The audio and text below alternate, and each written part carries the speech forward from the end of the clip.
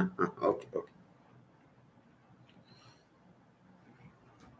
तो बेसिकली इसमें एक हमें स्ट्रेटेजी दिखती है, एक हमें पैटर्न दिखता है, एक हमें नकारात्मक सोच दिखती है, और इसी के आधार पर ये सारा कल्चरल स्टडीज का स्कूल जो ये मानता है कि the purpose of studying culture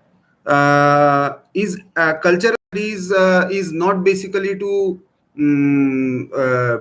studying culture itself, but creating a new one by destructing the existing culture.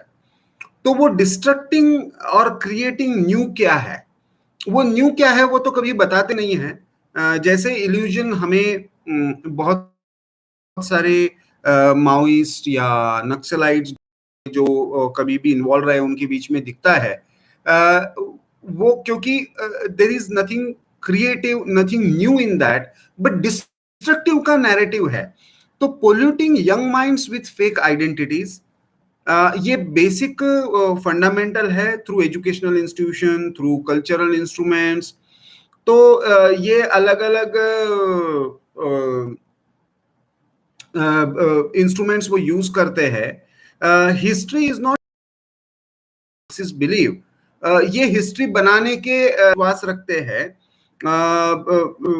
वो अपने तरीके से इंस्टीट्यूशंस को बाय हुक और क्रुक टेक ओवर करना, feeling of operation against the system create करना, अलग अलग ग्रुप्स में, सोशल ग्रुप्स में एक फीलिंग ऑफ ऑपरेशन क्रिएट करना, device courses with destructive narrative, जो नकारात्मक सोच के साथ एक नैरेटिव क्रिएट करना, आर्म स्ट्रगल को फ्यूल करना, डिफेंड करना, और उसके लिए एक तरीके से हम कह सकते हैं कि इस आर्म स्ट्रगल को आगे लेकर जाने के लिए एक इंटेलेक्चुअल कवर देना, ये एक फंडामेंटल प्रोसेस इस पूरी कल्चरल मार्क्सिज्म के स्ट्रेटजीज का है। NGOs using the NGO culture for diverting fund and setting the narrative. So taking funds from capitalist, run like a capitalist non-governmental institution, and to attack the same capitalist class. ये एक typical strategy NGOs की है। तो वो आपको जिनसे उनको funding मिल रहा है उनको नहीं शायद टारगेट करेंगे, लेकिन वो कैपिटलिस्ट क्लास को करेंगे। They will use the constitution to attack the constitution, they will use the democratic rights to deny democratic rights to others. तो ये टिपिकल स्ट्रेटेजी है। Fear mongering based on fake stories, अभी खास करके जब हम देख रहे हैं कि लॉकडाउन और ऑलरेडी हेल्थ फ्रंट पर एक तरीके से लोगों के मन में एक तरह का साइकोसिस है, ऐसी स्थिति में people are dying out of hunger, generating fake surveys, creating artificial frontal organisations, या ये जो पालघर वाली घटना हुई फॉर एग्जांपल, पालघर वाली घटना में जो साधु मरे हैं, फ्रैंकली स्पीकिंग इस एरिया में ये वायलेंस की पहली घटना नहीं है। ये टिपिकल बेल्ट है जहां पे missionaries and Marxist working together have perpetrated violence for a long time, and जो भी जनजातियों के बीच में काम करने के लिए वहां पे आता है उनको खदेड़ने के लिए वो सारे हथकंडे अपनाते हैं। बट एक जो इंटरेस्टिंग डिफरेंस अभी जो आया हुआ है इस सारे इसमें, वो ये है कि ये नई फॉल्ट लाइंस बनाने का एक प्रयास फियर मॉन्गरिंग के द्वारा ऐसे सारे एरियाज में हो रहा है। लाइक फॉर एग्जांपल यहाँ पे पर्टिकुलरली तलासरी, पालघर, डहाणू, ये महाराष्ट्र और गुजरात वाली बॉर्डर का जो एरिया है, यहाँ पे कन्वर्जन एक्टिविटीज के कारण 17 किलोमीटर का जो बेल्ट है वहां पे एक भी मंदिर नहीं है, लेकिन लगभग 18 चर्चेस है। यदि आपका अपोजिशन रिलीजन को है तो कोई भी रिलीजियस प्रैक्टिस नहीं होनी चाहिए। साधुओं को विरोध है लेकिन चर्चेस चलेंगे, ये कैसे होता है?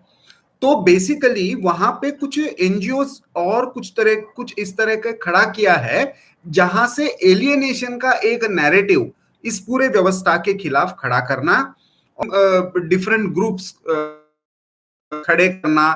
तो ये सारी प्रक्रिया जो है वो साइलेंटली इंटेलेक्चुअल लेवल पर उसको पहले परिभाषित करना और उसके आधार पर ग्राउंड पर उसको एक तरीके से दिशा देना। So divide society on various fault lines और ultimately create anarchy for violent revolution. तो this is a totally different strategy from traditional Marxism. Traditional Marxism क्या कहता है कि क्लास स्ट्रगल है और क्लास स्ट्रगल में वर्कर्स न्यूमेरिकली ज्यादा है और ऑप्रेस्ड है, उनको बहुत सारे अधिकारों को नकारा गया है। वो रिलेशनशिप के बेस को, यदि वो जो प्रोडक्शन रिलेशनशिप है उसको नकारते हैं तो अपने आप ही एक क्रांति का बड़ा मार्ग प्रशस्त होगा। But here in cultural Marxism, polluting young minds with fake identities, generating feeling of oppression against the system, devise courses for destructive narrative, fuel and defend the armed struggle, using NGOs to divert and setting the narrative, fear mongering on fake stories and fake numbers, divide society on various fault lines and creating anarchy for violent revolution. ये मुझे ये typical Ambedkar grammar of anarchy कहते हैं, उस line पर काम करने वाला एक नैरेटिव हमें इंटेलेक्चुअली ये दिखता है। अब ये भारत में किस तरीके से फंक्शन हो रहा है? भारत में हमें दिखता है कि 4 स्टेजेस में ये फंक्शनल होते हुए दिखा।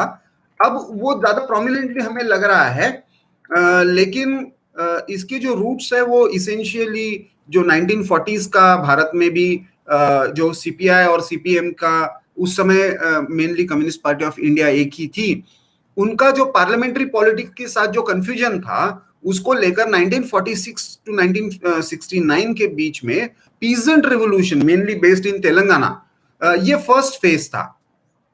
वो बहुत सक्सेसफुल नहीं था। 46 टू 49 के बीच में इसने थोड़ा सा डिस्टर्बेंस क्रिएट किया, बट न्यूली इंडिपेंडेंट भारत के स्टेट ने इसको कंप्लीटली समाप्त कर दिया। ये पहला आर्म स्ट्रगल पीजेंट्स के नाम पर किया गया था।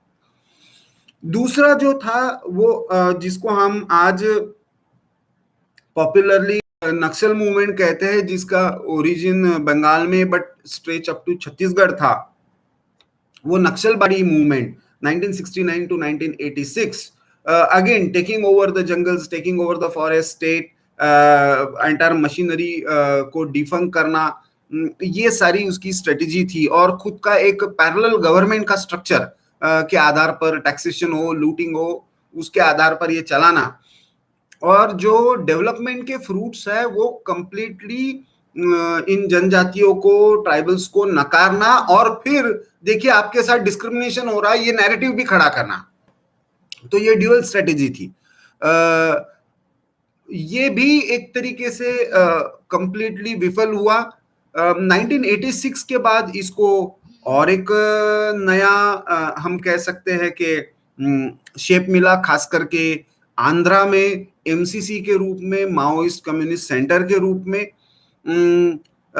लेकिन ये हमेशा रहे, कभी कभी पर्सनालिटीज के आधार पर और कभी कभी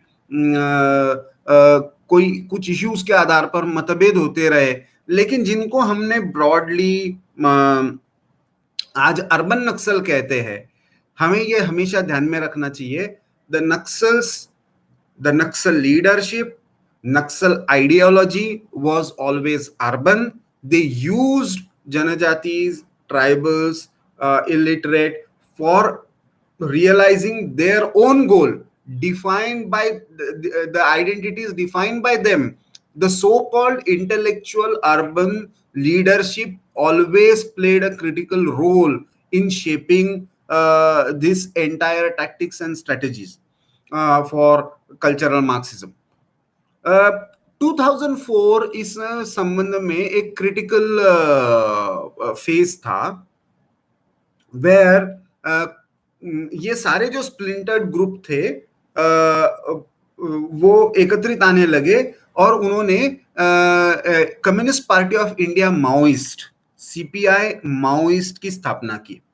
सीपीआई माओइस्ट ने 2004 में इससे पहले बहुत सारे peoples war group, MCC, CPI ML, इन अलग अलग नामों से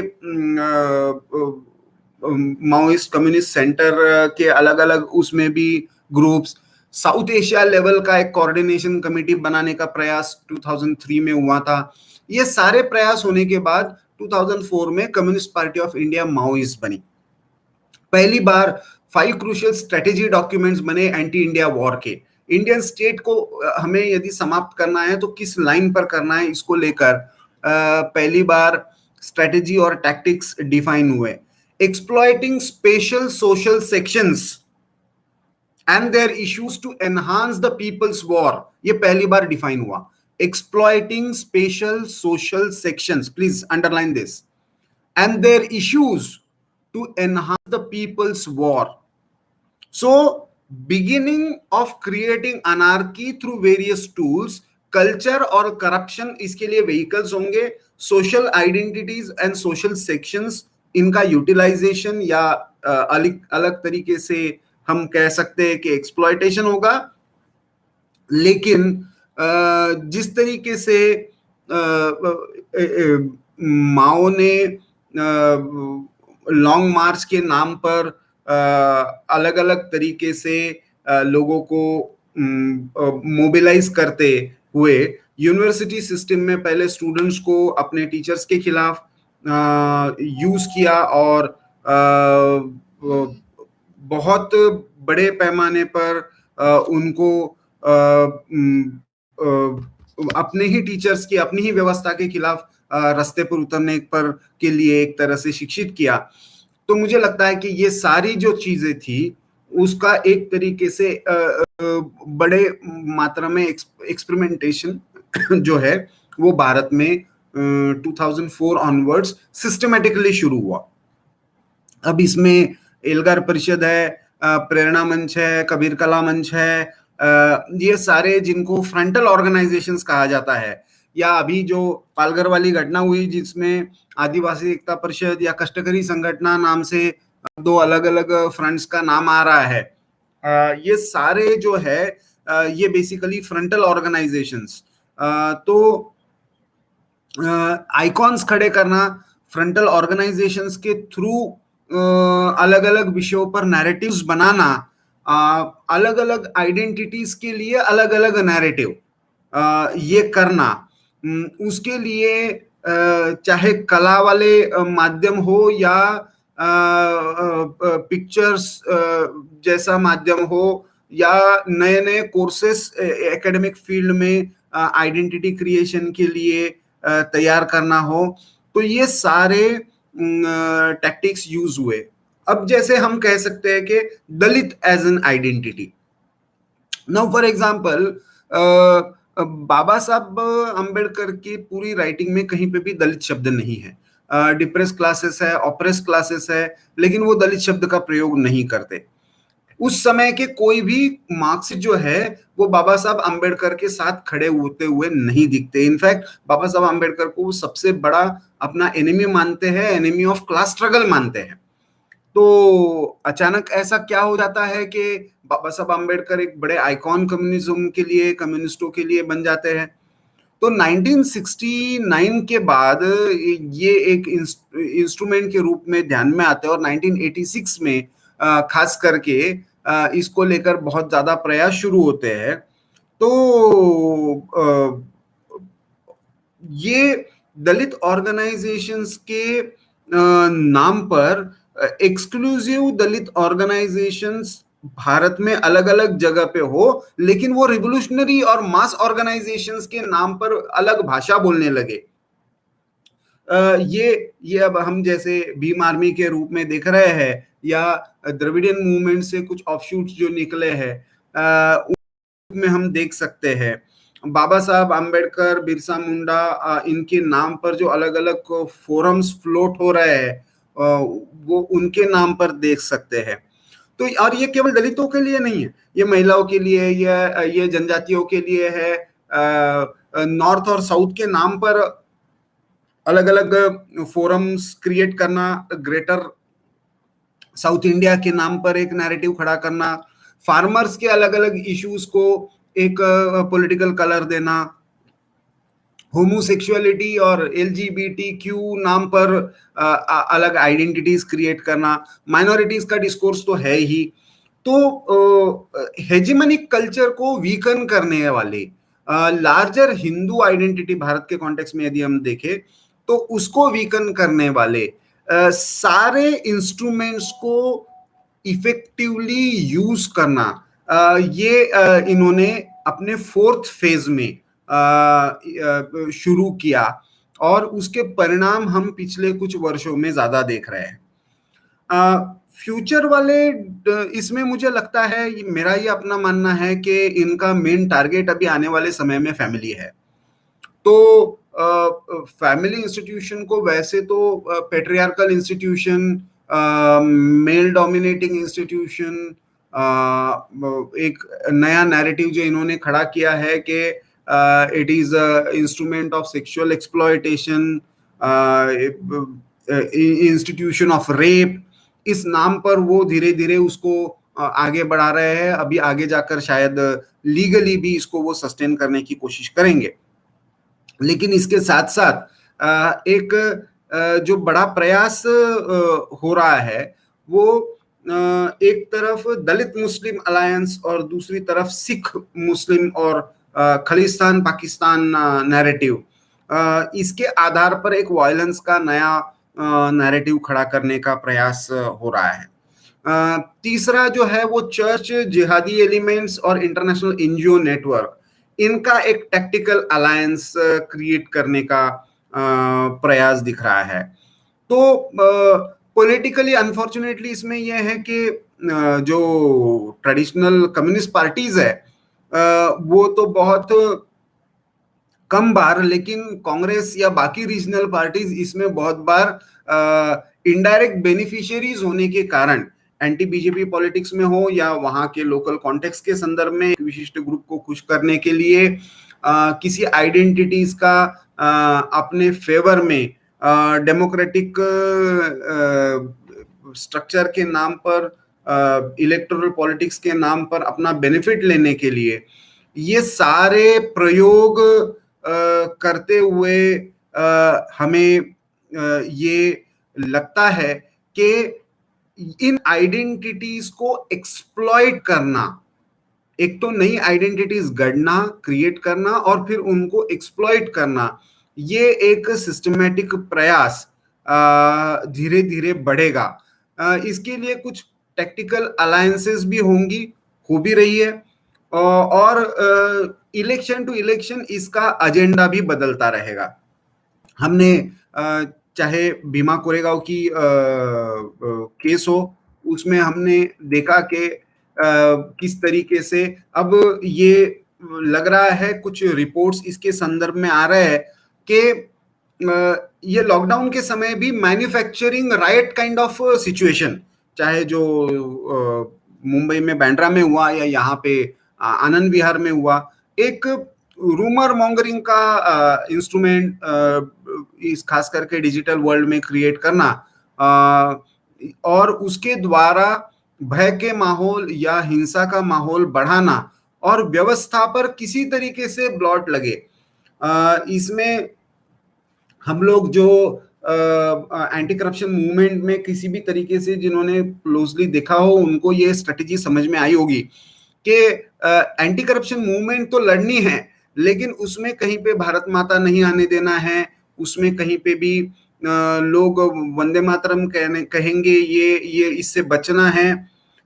तो ये जो लाइन थी, it was again a deliberate attempt to create antipathy against the system, and at the same time using this anger to overthrow the system. तो ये सारे टैक्टिकल प्लॉय हमें इंटेलेक्चुअली समझने भी होंगे, एनालाइज भी करने होंगे, और उसके लिए हमें काउंटर रिस्पॉन्स भी इंटेलेक्चुअली ही इनको एक्सपोज करने वाला क्रिएट करना होगा। मैं ऐसा मानता हूं कि इसमें सबसे इंपॉर्टेंट जो काउंटर रिस्पॉन्स की स्ट्रेटेजी होनी चाहिए, वो don't react, understand and expose, ये होनी चाहिए। सामान्यतः ये होता है कि हम इन सारे लोगों को रिएक्ट करते हैं, सिचुएशन आती है और उसके आधार पर हम इमीडिएटली उसको रिएक्शनरी मोड में चले जाते हैं। जो आइकॉन्स वो क्रिएट करना चाहते हैं उनको उनके लिए अपशब्द प्रयोग करना या उनको इतना